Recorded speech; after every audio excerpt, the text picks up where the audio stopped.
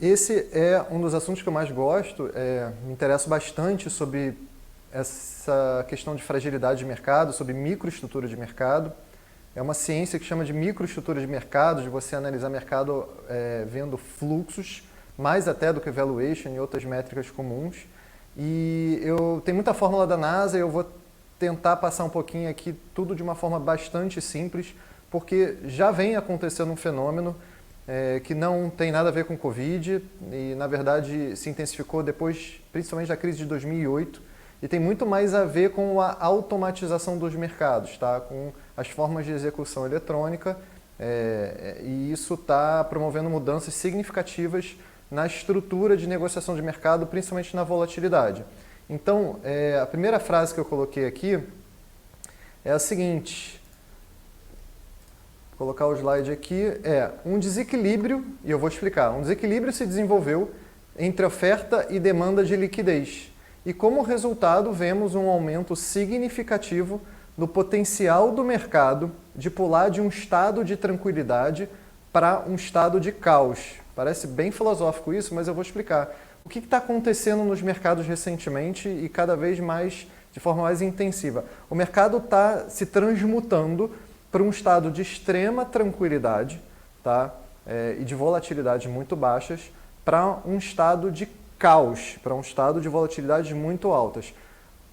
Isso foi sempre comum no mercado? Não. O mercado geralmente ele tem a sua volatilidade natural, sua volatilidade média ali, e ele oscila muito mais de uma forma que a gente chama de estocástica, ou seja, é um passeio que o preço das ações ou o preço do índice S&P é um passeio aleatório que esses instrumentos vão negociando nas bolsas.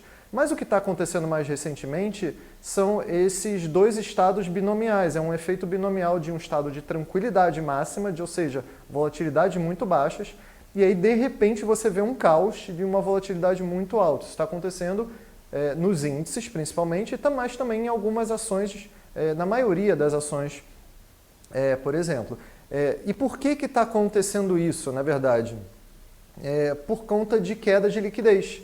Na verdade, a liquidez no mercado nos últimos anos vem diminuindo, o que é bem estranho, na verdade, se você for pensar, porque o que a gente tem de notícia é que cada vez mais pessoas estão entrando na bolsa, mais ofertas públicas estão acontecendo, principalmente na época da Covid, que mais pessoas operaram a bolsa, o número de CPFs na bolsa é muito alto, mas misteriosamente a liquidez da bolsa tem diminuído. E aí você precisa entender primeiro o que é liquidez, tá? Porque quando a gente pensa em liquidez, na verdade, a gente está pensando em volume, ou seja, volume negociado. Os volumes negociados, esses sim, têm sido cada vez maior, tá? Porque os volumes negociados são, na verdade, exatamente a quantidade de ação negociada versus o seu preço. Isso dá o volume financeiro negociado. Mas a liquidez tem diminuído. Então, para definir liquidez, existem diversas definições. Eu vou colocar aqui a que eu prefiro, tá? Para quem gosta de operar a opção e para quem gosta do tema, que é volatilidade, eu vou colocar a definição de liquidez que eu prefiro. O que é? O que é liquidez? Como é que você mede isso? Também tem várias formas. A liquidez é a distorção de preço causada no mercado ao executar uma ordem. Ou seja, que tipo de distorção acontece no preço da ação ou do índice quando eu, Beto, vou lá e coloco uma ordem. Quando é que eu vou causar essa distorção? Quando a minha ordem tiver um volume financeiro muito grande e também quando eu colocar essa ordem de uma vez só ou num espaço muito curto de tempo. Então, por exemplo, grandes instituições ou grandes operadores, quando tem volumes muito grandes de ordens, eles geralmente dividem essa ordem no tempo num algoritmo chamado TWAP, né? Time Weighted. As ordens são time weighted. Na verdade, você pega a ordem, divide ela pelo tempo que você quer imputar ali no sistema. Então, a liquidez dos mercados tem diminuído. Por que isso está acontecendo? Tá? Alguns porquês estão aqui. Tá? Eu vou citar alguns fenômenos novos no mercado. O primeiro deles é market makers, né? O market maker é uma instituição contratada que, para gerar, contraintuitivamente, para gerar liquidez em alguns ativos, tá? Só que o market maker não faz só isso de colocar ali uma certa barreira de negociação nos ativos e gerar liquidez tanto na compra quanto na venda. Mas o market maker, ele também atua no mercado de opções para gerar liquidez nas opções, nos derivativos, e aí ele precisa fazer o hedge na ação. Isso também gera ambientes artificiais de preços e ambientes artificiais de negociação, tá? E por último também esse novo fenômeno, principalmente nos Estados Unidos, de corretagem grátis, de corretagem zero. Então você precisa desses market makers porque a sua ordem, ela não necessariamente quem negocia, quem faz a contraparte, ou seja, a posição contrária à ordem que você envia para o home broker, por exemplo, geralmente vai ser um market maker. Então ele não pode ficar exposto, então ele vai acabar fazendo um hedge em outros mercados para tentar se proteger da exposição, tá? Então os market makers também eles têm ficado cada vez um tipo de serviço que tem ficado cada vez mais dominado por poucas instituições. Então isso gera ainda um efeito de concentração muito grande e cria um ambiente frágil de mercado, tá? Segundo ponto, a tendência aos investimentos passivos e principalmente aos ETFs. Por quê? Os ETFs, vou dar um exemplo clássico aqui, que é o ETF do índice S&P, por exemplo. Você compra o ETF é um fundo negociado em bolsa que representa o índice S&P. Então, quando você vai comprar esse fundo que é negociado na bolsa, ele tem ali, por exemplo, uma composição das ações da Apple, por exemplo. Quando a ação da Apple começa a subir muito, ela começa a ganhar representatividade no índice, né? Ou seja, ela começa a subir muito porque as pessoas físicas ou as assets começam a comprar muito as ações da Apple, então ela começa a ganhar representação no índice.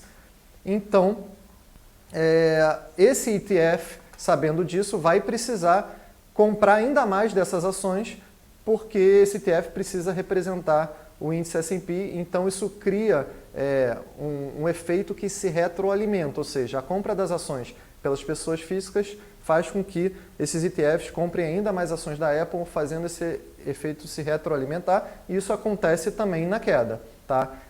Fundos quantitativos em geral, que também têm os seus stops pré-definidos ou as suas compras pré-definidas para qualquer ambiente de aumento de volatilidade, ou seja, qualquer ambiente de aumento de volatilidade, esses fundos quantitativos geram mais ordens no mercado, fazendo esse efeito também se retroalimentar. E também um item que pode ser até que caia em desuso, que é a recompra, deixa eu voltar aqui, a recompra de ações por parte das empresas. Isso aconteceu muito depois do período pós-crise de 2008, onde as empresas, por conta de muitos estímulos e também por conta de preços de ações muito baixos, acabaram as próprias empresas comprando ações, as suas próprias ações que negociavam em bolsa. Isso também cria um ambiente artificial de negociação de preços artificiais, de preços irracionais, tá?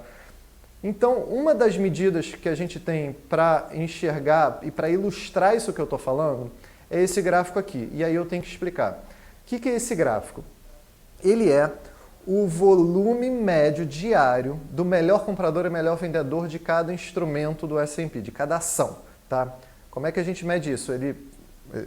Assim, a pessoa que colheu esses dados, ela pega o volume que está sendo colocado ali no melhor comprador do book da ação e pega o volume financeiro também que está sendo colocado no comprador e também no melhor vendedor da ação, e ela começa a medir isso. E você percebe que mesmo o volume geral, como eu falei, o volume das bolsas está aumentando muito, o volume do melhor comprador e do melhor vendedor está diminuindo. Ou seja, essa negociação que eu estou falando, que o volume está aumentando muito, essa negociação está ocorrendo em outros ambientes, talvez fora até das bolsas, nas dark pools, por exemplo, mas de certa forma, sempre quando, mesmo você aumentando o volume da bolsa, ainda assim, quando você vai colocar uma ordem em bolsa, você, se for muito grande, acaba distorcendo os preços, porque os books estão com volumes muito baixos, mas os negócios fechados dos books estão com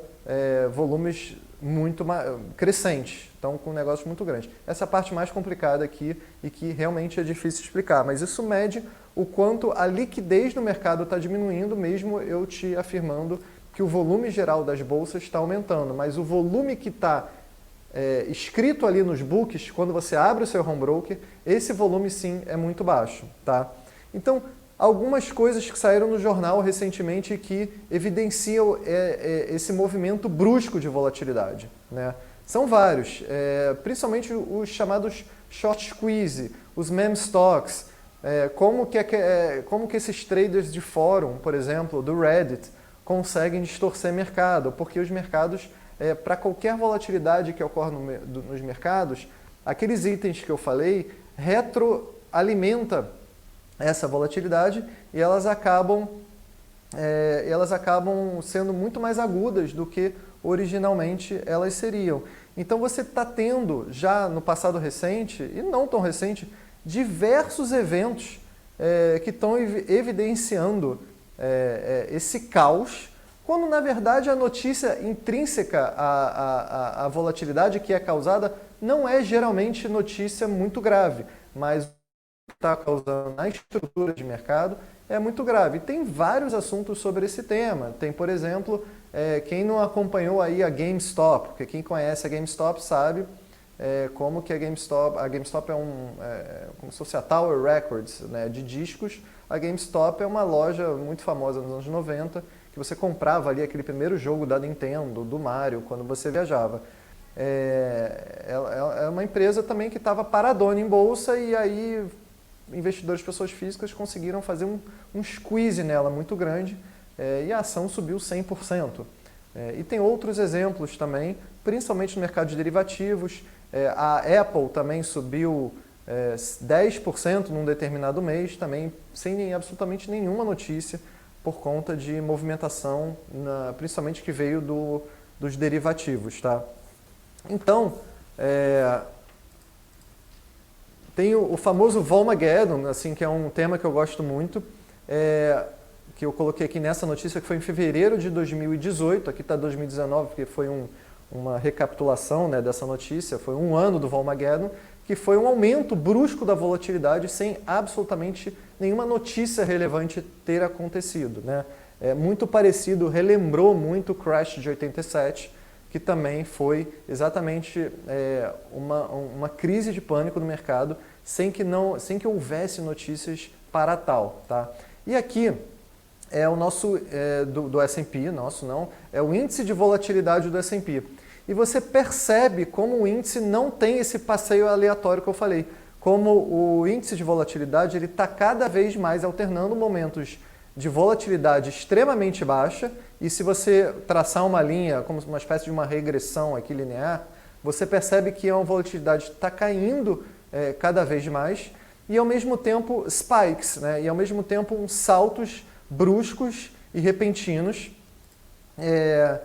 por motivos diversos. Às vezes por motivos, obviamente, factuais, né? Como, por exemplo, no primeiro grande spike aqui, a crise de 2008, e no segundo grande spike aqui, a crise da Covid. E você já pode perceber que o salto da crise da Covid foi maior do que o salto de 2008. Tá? Para você ver como o mercado está muito mais frágil hoje em dia do que 2008. E eu afirmo categoricamente que, pode chamar de opinião ou não, a crise da Covid foi muito menor do que, em termos de consequências, assim, a crise da Covid foi muito menor do que a crise de 2008. A crise de 2008 havia a chance de um grande crash que poderia nos levar a economia para uma grande depressão parecida com o que houve na década de 30. Tá? Era uma falência total do sistema financeiro. E aqui, na crise da Covid, você tinha ali uma porta de saída, uma luz no fim do túnel, que era ou a imunidade geral de rebanho, que diziam, ou as vacinas, que já estavam ali no radar. Mas, mesmo assim, você causou um crash muito grande na crise da Covid. Foi a maior queda, a maior velocidade de queda e de retorno também de todas as crises. Né? Na verdade, o que aconteceu na Covid foi uma queda ali numa magnitude ali de 30%, E antes de fechar o ano, antes do ano se acabar, os mercados voltaram fazendo novas máximas, né? Então você teve a maior volatilidade que se viu na história, por conta não foi a maior crise da história, mas você teve o maior impacto de volatilidade por conta dessa fragilidade de mercados, tá? Lembrou muito de novo o crash de 87. Se você pegar a crise de 29 ou a crise de 2008, não teve tanta volatilidade quanto a Covid-19. Você teve ali na crise de 2008, o mercado começou a subir 3, 4 anos depois, e aí voltou quase 10 anos depois que ele voltou a fazer novas máximas na crise de 29. E na crise de 2008, o mercado fez novas máximas 4 anos depois, mais ou menos, tá? Na crise da Covid, numa janela de 1 ano, você já teve a queda total de mais ou menos 30% das máximas e o mercado já voltando tudo e fazendo novas máximas. Então você teve sim o maior impacto que você teve, foi a crise de maior impacto de volatilidade na história.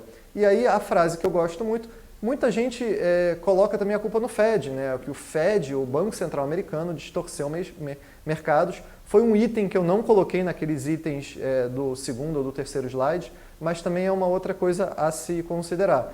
E para terminar, a frase que eu gosto, que é o seguinte, que tem mudado a cabeça de muitos investidores, principalmente de operadores de derivativos, né? Porque se leva em conta isso muito da volatilidade, que é o risco só pode ser transferido no tempo, ele nunca pode ser eliminado. Então, uma lição no seguinte sentido, sempre que você tiver momentos de baixíssima volatilidade, ou sempre que você criar instrumentos para reduzir a volatilidade dos mercados, o que você está fazendo não é reduzindo volatilidade, você está, na verdade, represando volatilidade. Em algum momento, essa volatilidade vai retornar contra você com muito mais apetite, com muito mais feroz. Tá? A volatilidade, ela sempre é que nem a energia, você não cria nem destrói, você só transmuta no tempo, no caso da volatilidade, ou no caso da energia, você só transmuta ali você só pode transmutar a energia, você não pode criar nem destruir. Então é isso, pessoal. Obrigado e semana que vem eu vou tentar continuar esse assunto porque tem muita coisa interessante para falar. Um abraço.